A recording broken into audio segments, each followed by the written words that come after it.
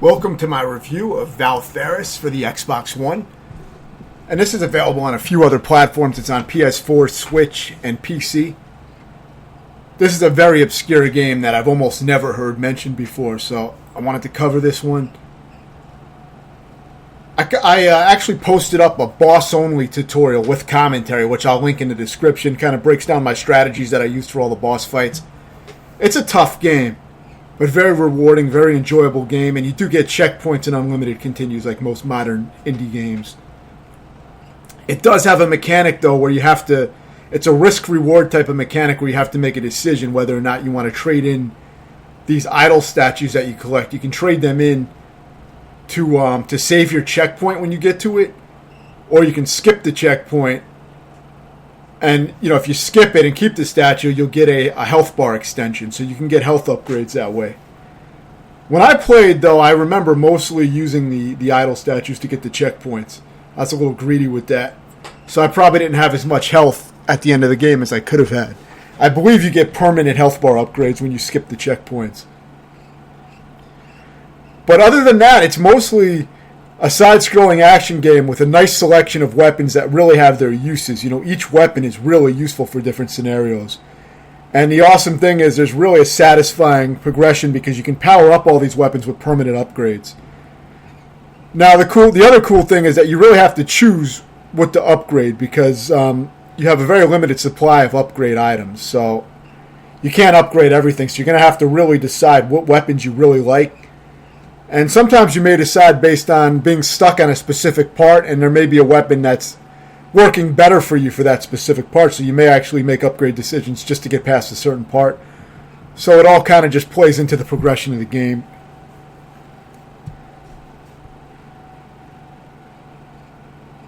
So yeah, here I am, not knowing where to go initially, but you have your sword, which you can power up your sword, and it can become quite powerful later on in the game. I believe there's even different swords that you get later, but I did beat this a little while ago, so I don't remember all the details, but I do remember that this was a great game that I really enjoyed. One of the best DLC games or indie games that I played, for sure. It's among the best. The art style is fucking awesome. I mean, it's kind of like a like a steroided up 16-bit looking game. But, you wouldn't have had these kind of visuals on a Sega Genesis or anything like that. But it does have that art style. There's a lot of variety in the environments. Here's a checkpoint here. If you insert the idol, you save the checkpoint as you saw me do. So now if I die, I'll always start back at that checkpoint. But like I said, if you decide to skip the checkpoint and try to take a risk and keep going to the next checkpoint, you'll get a health bar expansion. So there's always a choice there. But you can see there's a nice mix of, I have my melee weapon for close up, and then I have my guns. You also have, see, these are some of your weapons that you have, and you're going to get a bunch of them by the end of the game. And you see those little skulls next to the weapon. Those are your upgrades. So right now this sword is at level 2, the bastard sword. I think I'm about to upgrade it to a level 3 here. So yeah, you can upgrade all your weapons. So if you have a weapon that you like, you may want to upgrade it. You see I have like a rocket launcher, there's a shotgun, there's a real nice fucking variety. You can also parry moves. So later on in the game, I'll start parrying missiles and shit and sending them back at the enemies. But yeah, there's a real nice variety. There's lots of boss fights. There's tons of bosses. I wouldn't really call them mini bosses because there's bosses everywhere. So it's hard to to really say what bosses you would consider a main boss or anything like that. There's just bosses everywhere, and they're really well done. They're always very fun and enjoyable fights. The game is presented really well with really some of the best pixel art that you'll ever see. I mean, it's probably among the best pixel art out there. And here you're riding in this huge mech. And these segments are fun. I think there's maybe 2 segments like this in the game where you ride on a mech. There's one segment where you get to ride this mech and fight a giant boss while inside the mech. There's a lot of variety. And the game really tests you. You will be punished a lot in the game, and you'll really have to learn how to get through the areas. But I mean, it's a really satisfying game. The hits are great. The enemies explode. A lot of gore.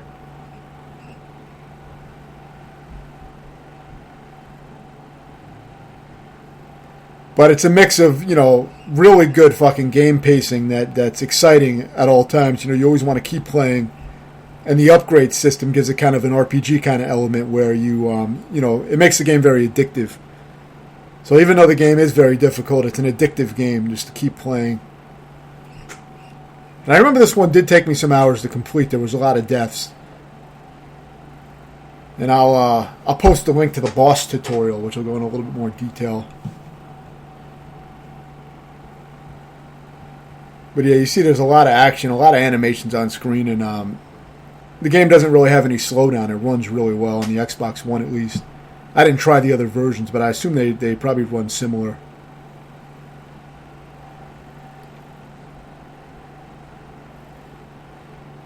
But yeah, this game really forces you to use all your different weapons, you see, like as this, you use the sword for certain things, and then you may switch to a rocket launcher or a shotgun. So the game really does force you to switch up your weapons. So you don't really have too many items that are throwaway, weapons. Most of them are useful. Some are more useful than others, I found, but, most of them are useful. It's a pretty straightforward game. There's really not much puzzle element at all. It's mostly just straightforward action. And there's going to be a lot of platforming and combat. That's basically the whole game. This is another sequence where you ride in this giant mech. And in this segment, this was one of my favorite segments. You get to fight this giant vehicle while inside the mech. Very cool.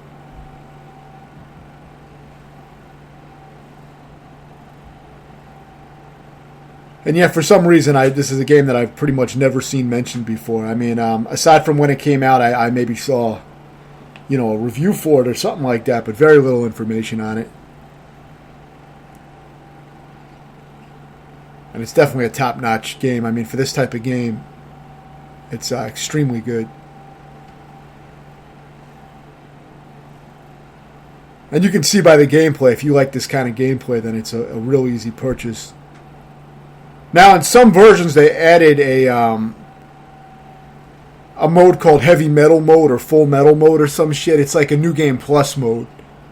And I believe it has a more extreme difficulty setting, too. I was going to start that up, but it wasn't available at the time when I beat this game. They hadn't added that mode in yet. But I believe it may be available now, so that may be another reason to replay this game, giving it even more depth and replayability. Now here I'm going to show the final bosses. This is the final boss gauntlet, where you fight all the final bosses back to back. It's multiple forms. And this was a real cool fight. This took a lot of tries. This was a tough fight. But very rewarding, very satisfying to conclude the game with. There's a lot of games that don't have a real satisfying final boss fight where it's kind of weak, but this is not one of them. This game has a really satisfying final boss fight that, when you complete it, you feel satisfied with completing the game. So it really caps off the game in a meaningful way.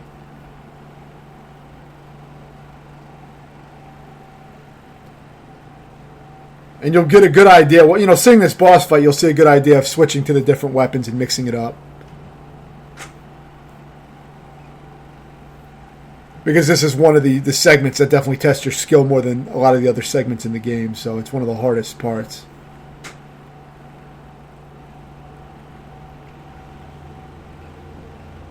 See there, I parried the dragon's head when it tried to slam down on me. I actually parried it as it came down on top of my head. If you time it right, you can parry it. And I believe that does a lot of damage to it when you do that. And you may get some... you get some replenishment items for your sub-weapon. That blue bar, I believe, is your sub-weapon, which will allow me to fire off more rockets, which are really powerful. So by doing those parries, I'm also refilling my rocket launcher, basically. See, I'm parrying it when it comes down like that, and then that's filling up my rocket launcher. So very useful way to fight this boss. And I detail all that in the tutorial. But this was an awesome final boss fight. I really enjoyed this one.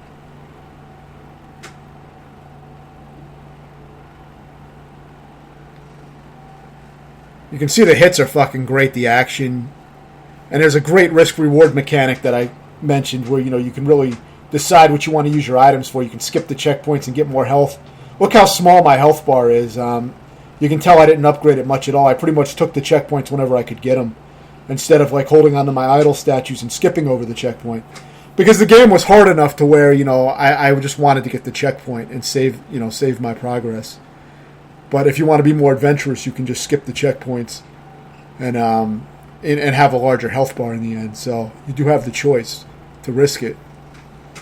So it's really an awesome game. It's as hard as you want it to be. You can save those statues up, and you can upgrade, whatever you want pretty much. I mean, but you're not going to be able to upgrade everything in a single run. So the New Game Plus mode gives you the ability to play the game again with all your upgrades, and finally upgrade all the items and weapons and try everything to its max potential.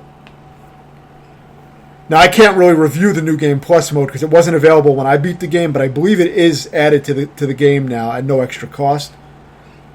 But you may want to research that before buying the game. But honestly, I would say, fuck all that. I mean, that's an awesome bonus, but the real meat of the game is that it's just a fucking awesome game and you should buy it anyway. So for me, this game is definitely a 9 out of 10. It's a great fucking game. It's one of the best side-scrolling action games in this style. It's among the best.